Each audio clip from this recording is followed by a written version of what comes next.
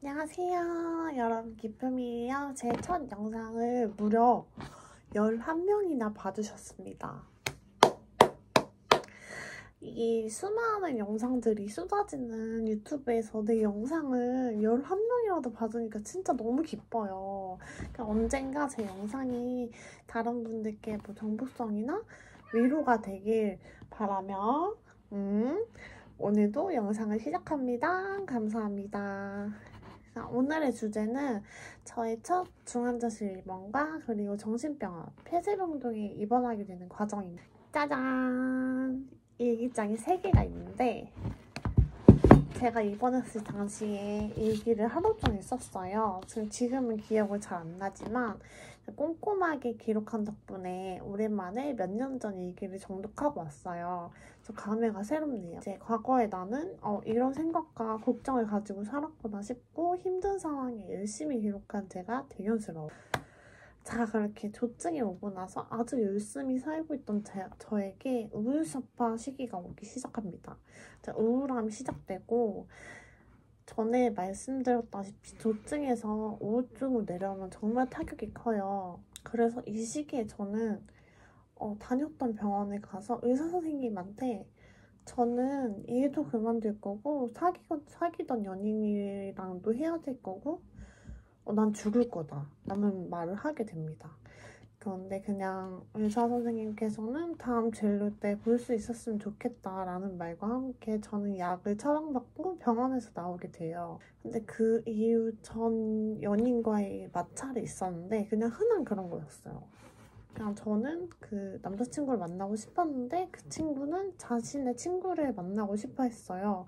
그래서 너무 서운한 마음에 만나서 이야기를 해봤는데 그때 들었던 말이 나는 너보다 내가 더 먼저야. 너가 나 때문에 기분이 상한 걸 알았어도 나는 풀어줄 마음이 없어가지고 물어보지도 않았다. 내가 자신의 1순위가 될 수 없다. 라고 말을 했어요. 왜냐면 자기가 하고 싶고 원하는 게 중요해서 라는 말을 듣고 제가 이별을 먼저 고했어요. 그때는 이해하지 못했지만 이제 서로의 성향이 달랐던 것 같아요. 그래서 지금은 이름도 기억 안 나고 이 위의 말도 일기장을 보고 생각이 났어요. 아무튼 저는 기분이 조증에서 우울로 넘어간 상태였고 말 그대로 저는 이렇게 뚝 떨어졌어요. 뚝! 곰이야? 뚝! 뚝 떨어졌어요. 뚝! 그래서 그때 당시에 저는 이제 제가 이루어낸 게 모든 게 쓸모가 없어졌고 당장 내일 일하러 가야 하는데 그럴 용기도 그때 당시에는 없었고 그리고 내가 사랑했고 의지했던 사람에게 난 저런 의미였구나 이런 걸 느끼게 돼서 정말 살 가치가 없다고 생각했던 것 같아요. 그래서 저는 무너지게 됩니다. 지금 와서는 그게 뭐가 그렇게 슬플까 싶은데 정말 저 때는 말 그대로 제 세상이 무너졌었어요. 그래서 불안정했던 저는 저 사소할지도 모르는 일에 이렇게 무너지게 되는데 번아웃이 오고 그리고 그냥 죽고 싶다 생각해서 집 근처에 차로 10분 거리에 저수지가 있어요. 그래서 그냥 거기 뛰어들어서 죽어야겠다 생각하고 저는 그 길을 걸어갑니다. 근데 이제 가면서 옷을 하나하나씩 진짜 벗었어요. 패딩도 버리고 가디건도 버리고 지갑 버리고 핸드폰도 버리고 이렇게 울면서 가다가 너무 멀고 추워서 돌아오게 됩니다. 집으로. 그래서 오면서 이렇게 하나하나 주워가지고 주섬주섬 입고 했는데 지갑은 찾지는 못했어요. 내 지갑.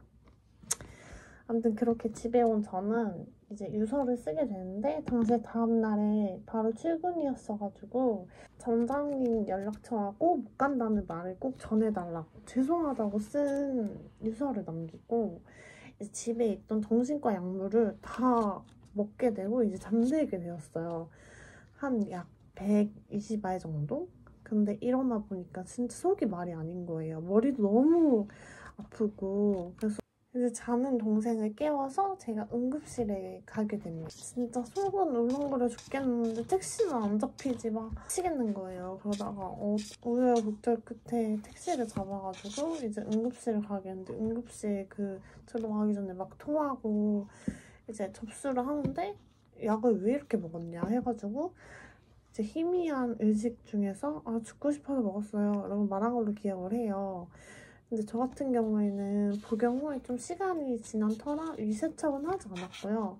그리고 정신없는 와중에 무슨 껌정물이라고 해야 되나? 어떤 해독제를 먹으라고 해서 먹었거든요. 근데 그게 진짜 역해가지고 이렇게 뱉었는데 제 몸하고 얼굴에 막 먹물 묻은 거냐만 검정색으로 되었던 기억이 나고 이제 다른 거는 정신이 없어가지고 기억이 안 나요. 이렇게 응급실에 있다가 이제 중환자실로 올라가게 됐는데 정신은 좀 있는데 자고 싶은데 막 삑삑거리는 기계 소리도 들리고 수범주를 했는데 그게 상당히 불편했어요.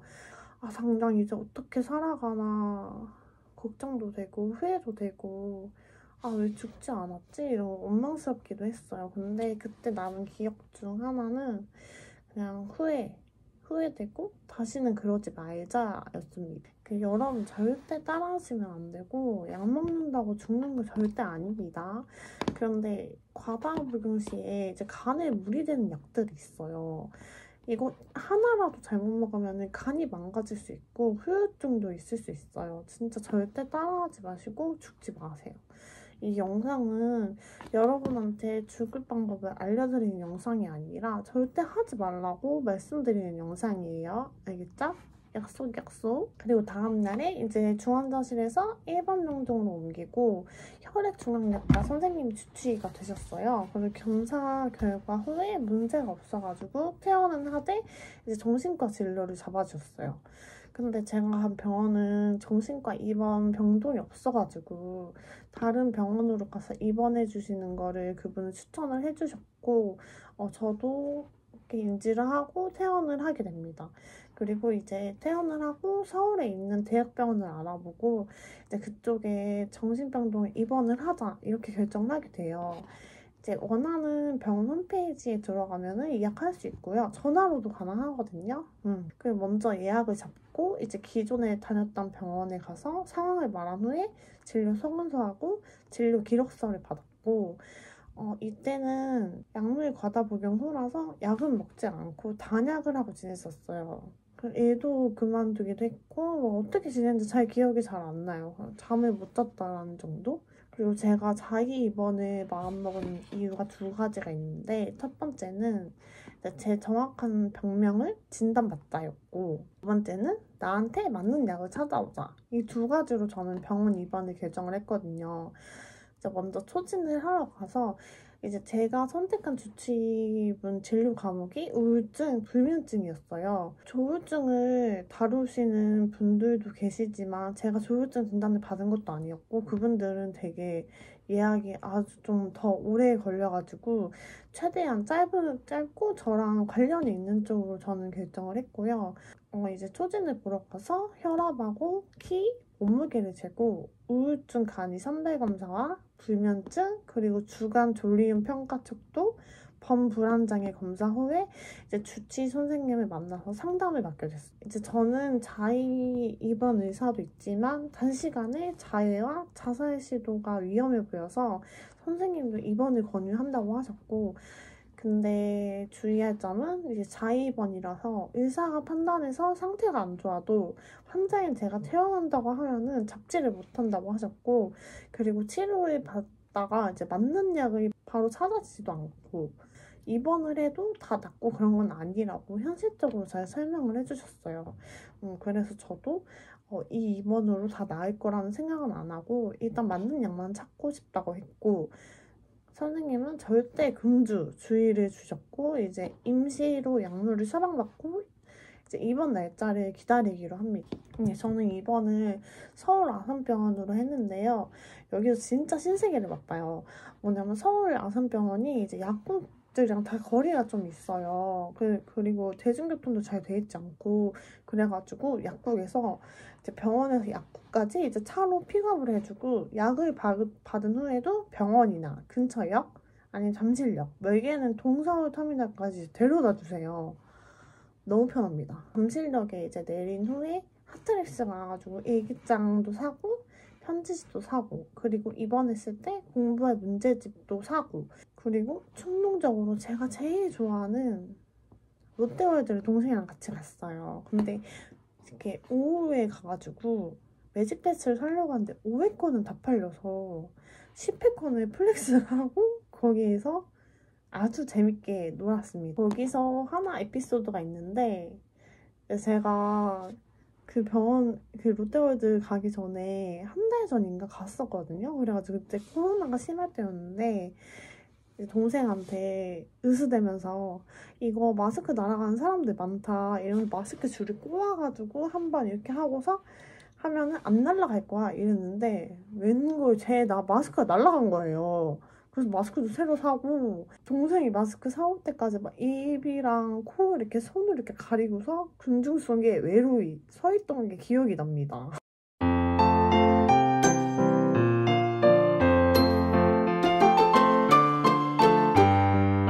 어쨌든 이렇게 열심히 놀고 친구들도 만나고 이제 병동에 자리가 나올 때까지 이제 대기를 하게 돼요. 드디어 초진을 하고 저는 4일이 지난 날에 서울 아산병원에서 이제 연락이 옵니다.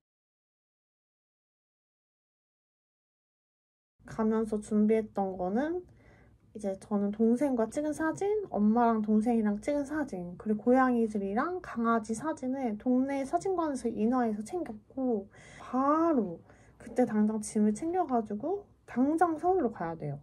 그래서 보호자인 동생과 함께 막 백팩 엄청 메고 쇼핑백 들고 제일 빠른 시간대인 버스를 타고 이제 서울로 가게 됩니다. 이제 진짜 코로나가 심했는데 제 일기장 기록을 보면은 저 좀 고생을 한 것 같아요. 이제 어이가 없던 게 뭐냐면은 입원 가능 여부?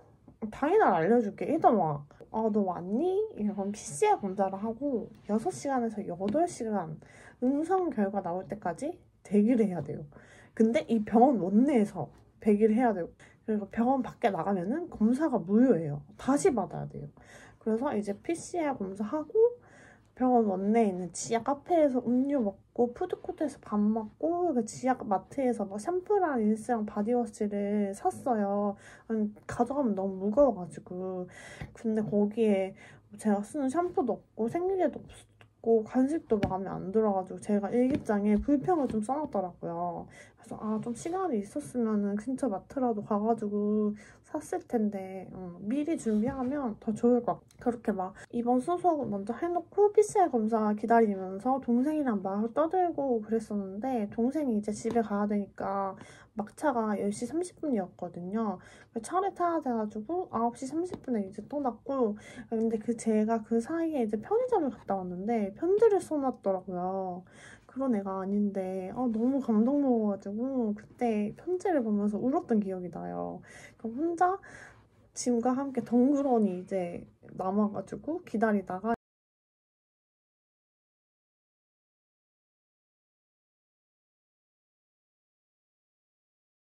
이제 입원 수속을 하려고 이제 짐을 바리바리 들고 정신병동으로 이제 입성을 해요.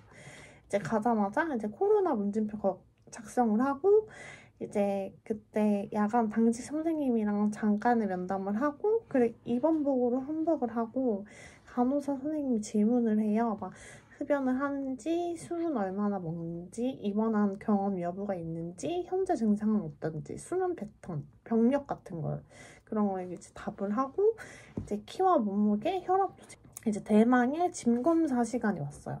제가 잠자리에 너무 예민해가지고 베개랑 제 애착 인형을 가져갔어요. 근데 그게 안 된다는 거예요. 그리고 이제 신고 온 신발이랑 옷도 다 보내야 되고 심지어 검정지조차 안 되고 이제 환자복 안에는 오직 속옷만 있어야 된다고 하더라고요. 그리고 막 실핀, 머리끈, 비누망, 핸드폰, 똑딱핀조차 안 되고 제일 놀랐던 거는 스프링 공책조차 안 된다고 해요. 그래서 이제 핸드폰 이 없으니까 이제 외부하고 연락은 이 공중전화로 하는데 이제 티머니 카드를 충전해 와가지고 티머니 카드는 이제 필수고 그리고 시간이 엄청 안 가가지고 읽은 책이나 저 같은 경우에는 주2, 3제 쓸 편지지를 많이 가져갔는데 도움도 많이 됐어요. 그리고 병실은 6일치를 썼고 이제 보호자인 동생이 다음날에 와서 이 집을 가져다 줘야 된다고 했어요. 왜냐면 이제 정해진 날에 보호자들이 와가지고 이제 환자들한테 필요한 거를 넣어줄 수 있는 그런 시기가 있거든요. 제가 좀 늦게 들어가가지고 검사 이것저것 하니까 12시더라고요. 그래서 씻고 이제 양치질하고 세수하고 누웠는데 그 병실에 저 포함 2명밖에 없는데 너무 슬픈 거예요. 그래가지고 이렇게 울다가 잠이 들었던 기억이 나요. 이렇게 제가 입원하게 되기까지 과정을 담아보았는데요. 이게 너무 길어서 입원 생활은 다음 영상에서 다뤄야 될 것 같아요. 오늘은 근데 딱히 막 재밌는 이야기도 아니고 유익한 정보도 아니어서 걱정이 되긴 하지만 아무튼 봐주셔서 감사하고요. 약 잘 먹고 우리는 오늘도 살아가는 것만으로도 정말 할 일을 다 했다 라고 생각합니다. 칭찬합니다. 약 잘 먹고 그럼 다음에 또 봐요. 안녕.